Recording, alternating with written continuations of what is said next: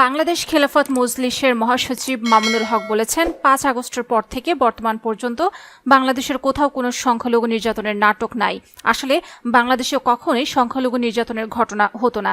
যেটা হতো সেটার নাম হলো নাটক। এই নাটকের কলাকুশীলভ ছিল শেখ হাসিনা এবং তার দোসরেরা। এখন শেখ হাসিনাও নাই, নাটকও নাই। রোববার বেলা 11:15টার দিকে পঞ্চগড়ের বীর মুক্তিযোদ্ধা সিরাজুল ইসলাম স্টেডিয়ামে খেলাফত মজলিস পঞ্চগড় জেলা শাখার আয়োজনে এক গণসমাবেশে এসব কথা বলেন মামুনুল হক। শেখ হাসিনা নেই, কিন্তু তার অনেক দোসর এখনো বাংলাদেশের মাটিতে আছে মন্তব্য করে খেলাফত মজলিসের এই নেতা বলেন, তারা 24 আগস্ট বিপ্লবকে ছিনতাই করতে চায়।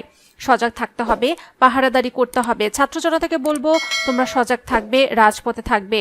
আগস্ট বিপ্লবকে কেউ ছিনতাই করতে চাইলে আমরা রুখে দাঁড়াবো ইনশাল্লাহ। খেলাফত মজলিসের মহাসচিব বলেন, শেখ হাসিনা আপাই নাকি বাংলাদেশের সীমান্তের কাছাকাছি কোথাও আছেন, সুযোগ পেলে চট করে দেশে ঢুকে পড়বেন। আসেন, এদেশের মানুষ আপনাকে তালাশ করছে, খুঁজছে এদেশের মানুষ।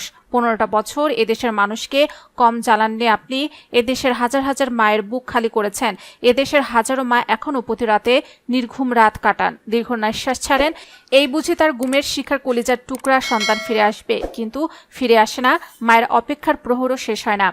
এই মা যতদিন বেঁচে থাকবেন, তার বুক থেকে নির্গত দীর্ঘশ্বাস ও অভিশাপ শেখ হাসিনা তোমাকে তাড়া করে ফিরবে।